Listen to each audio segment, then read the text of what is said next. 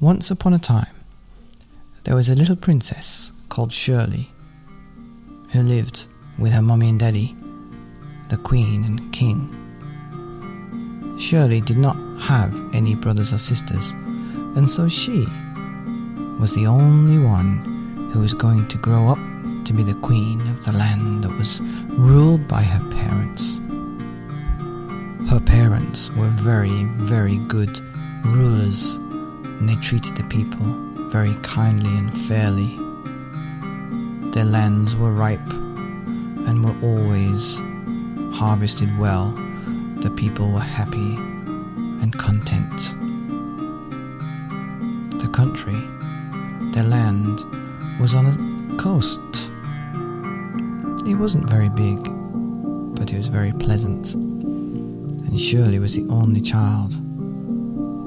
And so, the neighbouring king was a very terrible king. Neighbouring the land was a very terrible king who ruled a very sad population. And he had his eyes set on the country where Shirley lived. And because Shirley was the only child, the terrible king thought it was a good chance to take over and be the ruler himself. This terrible king wanted to steal Shirley's mummy and daddy's castle and all their gold and treasure. And so for 5 years, Shirley had been hiding in the castle with her mummy and daddy, and they were trying to protect her from all the terrible things that were sent out to try and catch her or kill her or take her father away and steal their gold and treasure. You see, this terrible king from the terrible country was very greedy, and he would stop at nothing to try and get the gold and steal the castle and the throne from Shirley's mummy and daddy. And so, for 5 years, Shirley didn't have a very nice life. She was always stuck in a tower, almost like a princess who had been kept there by a bad mummy and daddy, or even a witch. But she didn't have long hair like Rapunzel, and she didn't have a bad mummy and daddy. Her mummy and daddy were wonderful. And if they did not have to protect her from the bad king, of course they would have bought her a horse and let her play outside and eat whatever she wanted and have lots of birthdays if she wanted and do anything she wanted, because she was a princess, the only daughter, the only girl that would become the queen one day. But unfortunately, she couldn't enjoy all of these treats. Even though her parents loved her so much, they had to protect her from the evil king, and so she was kept inside for 5 years. And now I know most of you know what it's like to be kept inside for a long time. It's not very nice, even if you do have to do what you have to do.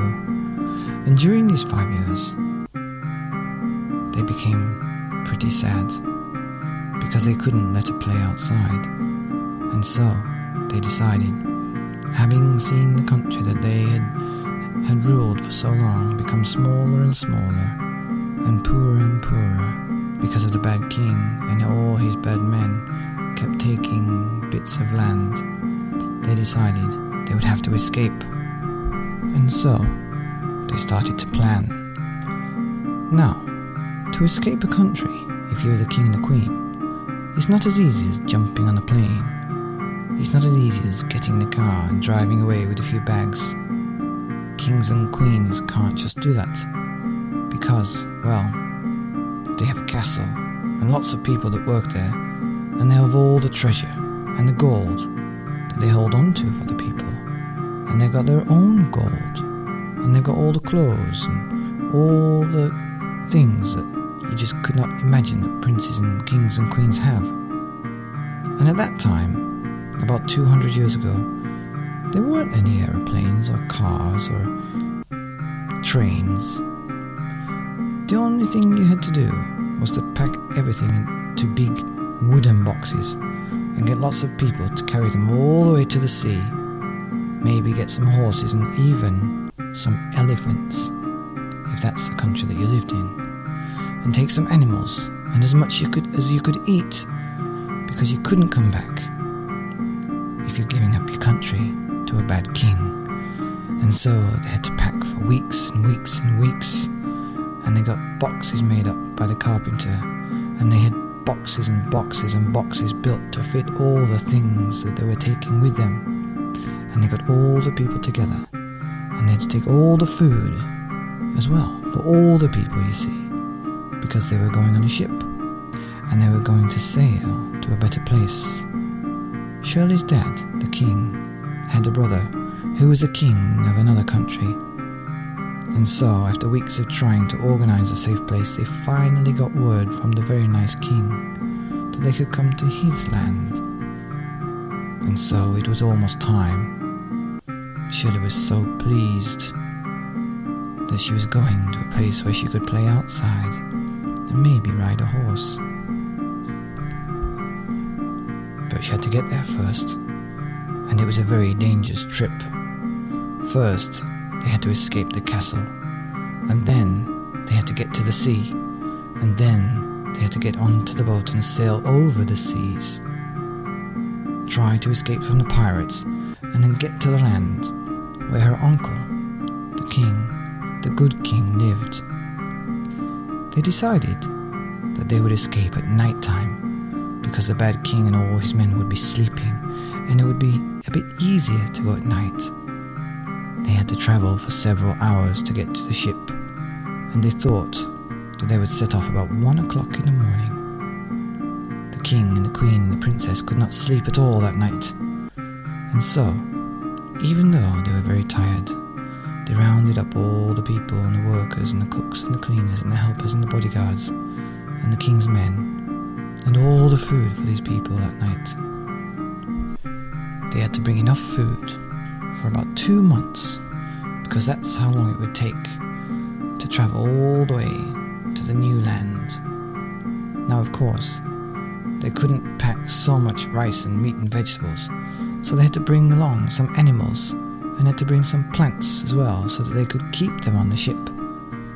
They brought along a few sheep, some pigs, a cow for the milk, some flowers and plants and stuff like that. Shirley got to bring her favourite toy, a little parrot named Master.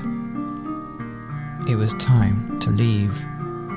It was pitch black outside, so dark and scary, but they tried to be as quiet as possible as they loaded everything onto the carriages and rode the horses down all the way to the sea as quietly as they could. Shirley could see the moonlight shining off the surface of the water and the huge ship that she'd only ever heard about in stories from her daddy. They boarded the ship, which took a long time because they had to walk over a very narrow, thin wooden plank across the gap between the land and the sea and the ship. And they had to go on one by one. Finally, they were all on the ship and ready to sail, and they did set sail for the new home. Shirley was quite surprised that it was so easy. You see, it was so uneventful, and it was so quiet. She got from the castle to the ship, and now she's on the water sailing to her uncle's house. She didn't see one single bad person anywhere. She thought maybe people were making it up about this bad king. And so she went to her daddy and said, "Daddy, can you tell me where all these bad people were? Can you tell me where this bad king was? Because of him, I've been stuck in the tower for 5 years and not been able to go outside." Daddy picked up his little girl and turned around and pointed to where they had come from, all the way across the water. And he saw the flames and the fire of the castle.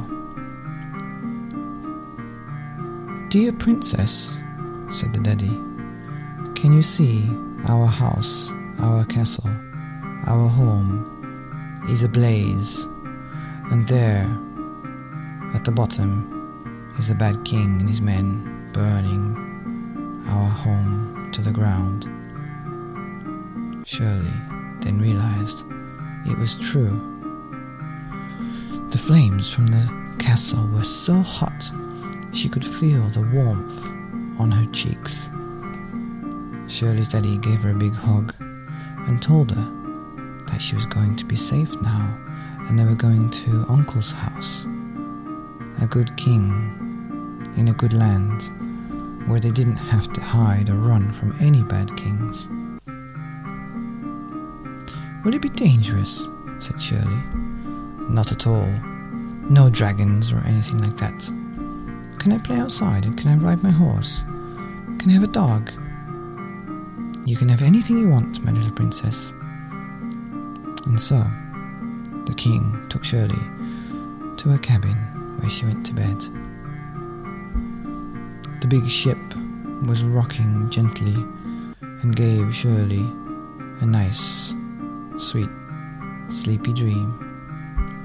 The next day, when she woke up, her daddy, the king, had made her a nice cup of tea, and all the other people were getting used to the new ship and talking about the new land and trying to give each other all the jobs that they had to do on the ship to get ready to last for the 2 months it would take.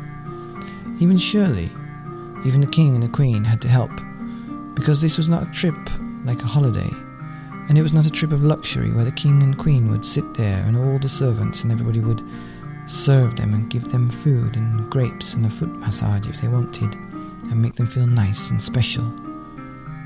They were not kings and queens anymore because, well, their land and their castle was burnt to the ground and it was all gone. And so even though they were still a king and a queen on the ship, they had to help out, and they had to help with their hands and all the skills that they had and do whatever they could to be part of the crew. They were part of a team now, not the boss of a team. And even though they still spoke like kings and queens, and even though the cleaners and the cooks and the chefs and everybody still knew that they were the king and queen in the past, and so they still had lots of respect for them. But they all worked together as one team, and sometimes the queen would cook the breakfast for the whole crew, and sometimes the king would scrub the decks, and he was sure he would help pick the fruit from the plants.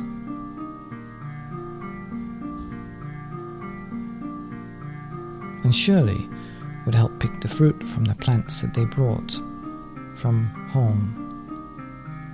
And so it was a very jolly first few days, and everybody was so positive and confident and happy because they were leaving the terrible place and going to a better place. However, this is not where the story ends. You see, the night after that day, there was a terrible storm, a storm like no one had ever seen before. And you must remember that the king and the queen and the princess and the cooks and the cleaners and the gardeners and the bodyguards and all the helpers and the people and the men, the soldiers, everybody on the ship, or should I say, nobody on the ship was a sailor. And nobody on the ship was a real captain of the seas, like Billy's grandpa. And nobody on the ship had ever been a pirate. So when the storm came, they didn't really know what to do. They should have brought the sails down to stop the wind from blowing the ship over, but they didn't. They should have put everything down under into the ship and tied it down to stop it going overboard, but they didn't. They should have brought the animals into the belly of the ship and tied them in, but they didn't. They didn't know what to do, and so they just all held on tight as the water and the waves crashed and crushed onto the ship. The waves grew larger like mountains, and the ship swayed up and down like a Viking ship.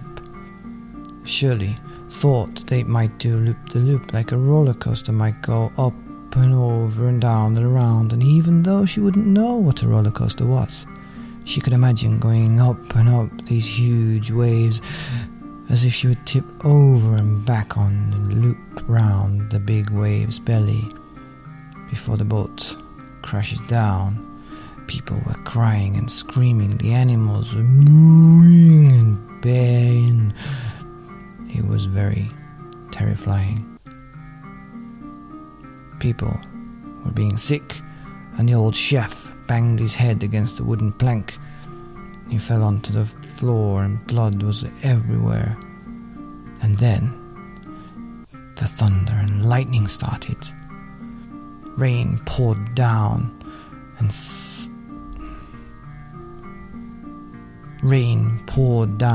hammered onto the ship, and lightning struck the ship's mast, and it cracked in half and fell into the water.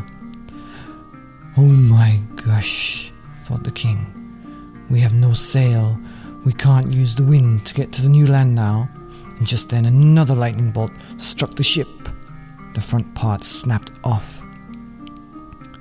This time, the queen screamed as she saw the water coming onto the ship, and the tail go up into the air, and the ship's head go into the water. And just then, a wave crashed down onto the boat and broke it in half. Now just remember, this is at night time when everything was dark and black, and the clouds had even blocked the moon that Shirley had seen on her way down to the ship.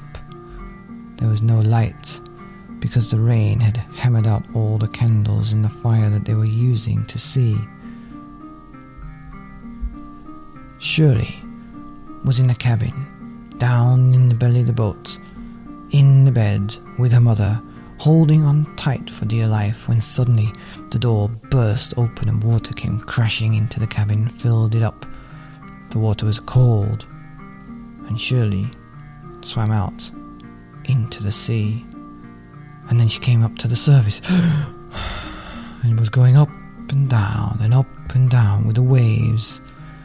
They could see people and bits of boats and bits of wood and ship floating around as the moonlight sparkled and broke through some of the clouds.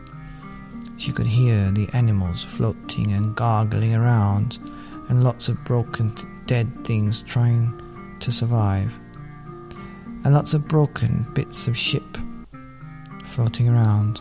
And then the shark came up and started sniffing around and ate Shirley's mom. Shirley didn't know what to do, but she saw a big piece of broken ship and she jumped onto it. Shirley jumped onto the piece of wood so that no shark could get her. And now she was all alone, all by herself, and the wave was bringing her up and down as if she was on a big surfboard. And she had to hold on as tight as she could, because she thought if she fell into the water, the sharks would certainly eat her alive. She closed her eyes as tight as she could, as she held on to a piece of wood as tight as she could. And she even managed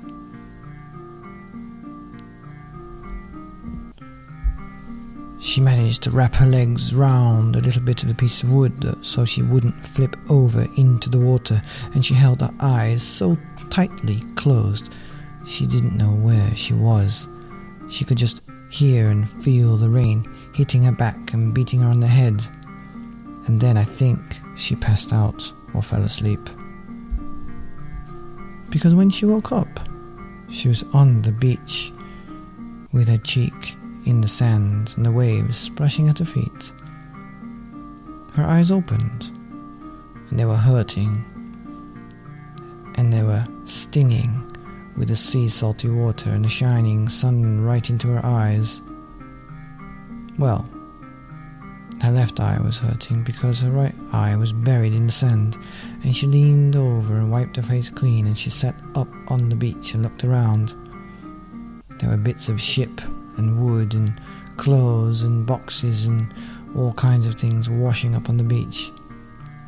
She could see a sheep walking around, and she thought it might be a sheep from the ship. And she saw her favourite toy parrot, Master, splashing around in the water by her feet. So she picked it up and held it tight and started to walk around the island looking to see if anybody was alive. But I don't think there was anybody, just Shirley. And then she heard the noise, the most beautiful blue and red and green parrot, a little bit like the toy but bigger and real, flew down and sat on her shoulder. "Hello, little parrot." The parrot looked at her and said, "Hello." "You can talk." "Yes, I can talk.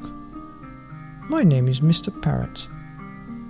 "Oh my, well, I never," said Shirley. And then the both of them started to walk and travel around the island to look for people that might be still alive.